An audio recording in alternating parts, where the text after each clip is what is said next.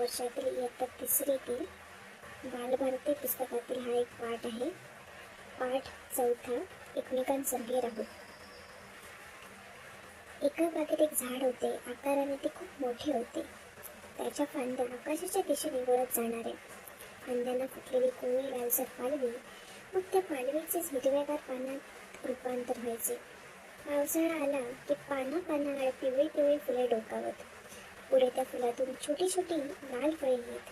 बागेत आलेला प्रत्येक जण तिथे थांबायचा, कौतुकाने पाहायचा. मुले यायची, गोंधळात लपायची, लपाछपीचा खेळ रंगायचा. पिवळी फुले पाहून काळे काळे भुंगे यायचे. पिवळसर फुलचुकी यायची, मध गोळा करायची. भुंगे फुलांभोवती पिंजरा घालायचे. फुले बहरली की आणखी वेगळीच गंमत यायची. पोपट, मैना, चिमण्या, कावळे सगळे पक्षी यायचे. किलबिलाट करायचे, फळांचा मेवा खायचे. तिथेच फांद्यावर झोके घेत बसायचे. असे फार सुरेख झाड होते ते. एकदा काय झाले, सर्व फांद्या एकाएकी ताठरल्या. आपल्या सोबत्यांना म्हणाल्या, बरं का पानाफुलांनो, केवळ आम्ही आहोत म्हणून तुम्ही जगताय. आम्ही वरून खाली पडलो ना तर तुमची काही धडगत नाही. ते ऐकून पाणी चिडली. फांदीला म्हणाली, स्वतःकडे एवढं महत्त्व घ्यायचं काही कारण नाही. आमच्यात हरितद्रव्य असतं. आम्ही सूर्यप्रकाश घेतो आणि तुमच्यासाठी अन्न तयार करतो. पानाप्रमाणेच फुलंही भीत होती. आपली बाजू मांडू लागली. अरे वा रे वा, आमचं महत्त्व कुणालाच कळू नये का? आम्ही आहोत म्हणून फळं तयार होतात. हे ऐकून फळे कशी गप्प बसणार? ती शांतपणे आपली बाजू मांडू लागली. अरे फळं हीच झाडाच्या आयुष्यातील परिपूर्णता आहे. आम्ही आहोत म्हणून पक्षी इकडे येतात, आमचा आस्वाद घेतात. बिया तेवढ्या मातीत टाकतात, त्यातून नवीन झाडं उगवतात. खरं तर आम्हीच सर्वाहून महत्त्वाचे आहोत, सर्वश्रेष्ठ आहोत. झाड बिचारे आपल्या मुलांची भांडणे ऐकत गप्प उभे होते. त्याला आधार होता जमिनीत खोलवर रुजलेल्या मुळांचा. ही मुळेच सर्वांना जीवनरस पुरवायची. त्या मुळांनीच झाडाच्या कानात एक युक्ती सांगितली. थोडे मनाविरुद्धच, पण झाडाने मान डोलावली. सगळ्यांना धडा शिकवायचा तोच एक मार्ग होता. मार्ग सोपा होता. मुळांनी पाणी पुरवणेच बंद केले. फांद्या पानांच्या तर पहिल्या दिवशी लक्षातही आले नाही, पण नंतर 2 दिवसांनी मात्र फांद्या कुरकुरायला लागल्या. सांधे दुखतायत बाई माझे असे म्हणायला लागल्या. पानेही फिकुटली, हिरवाई कमी झाली आणि फिकट पिवळी छटा आली त्यांच्यावर. आजारी पडली जणू. फुलांनी तर मानाच टाकल्या. ती पार कोमेजली.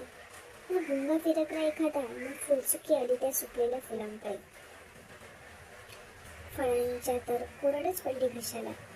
कालपर्यंत चांगली रसरशीत दिसणारी ती फळे कशी सुरकुतून गेली.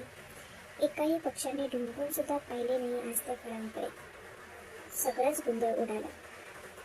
पानांनी फांद्यांवर माना टाकल्या.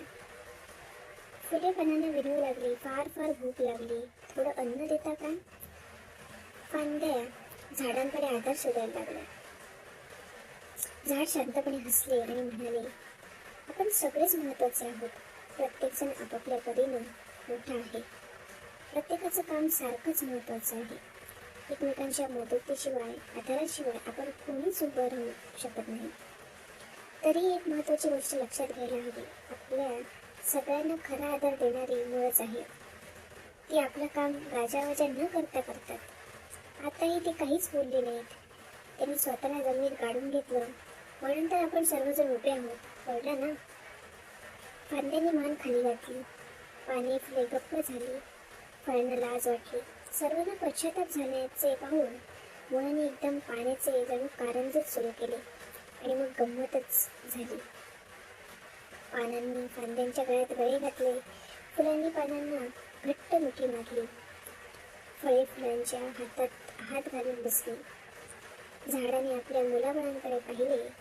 आता ती वेगळीच दिसत होती. एकमेकांशी प्रेमाने वागणारी, गुण्या गोविंदाने राहणारी. मुळाने सांगितलेली युक्ती अचूक लागू पडली, गुणकारी ठरली. याचा झाडाला आनंद झाला. संध्याकाळचा मंद वारा सुटला. झाड पुन्हा सुखाने डोलू लागले.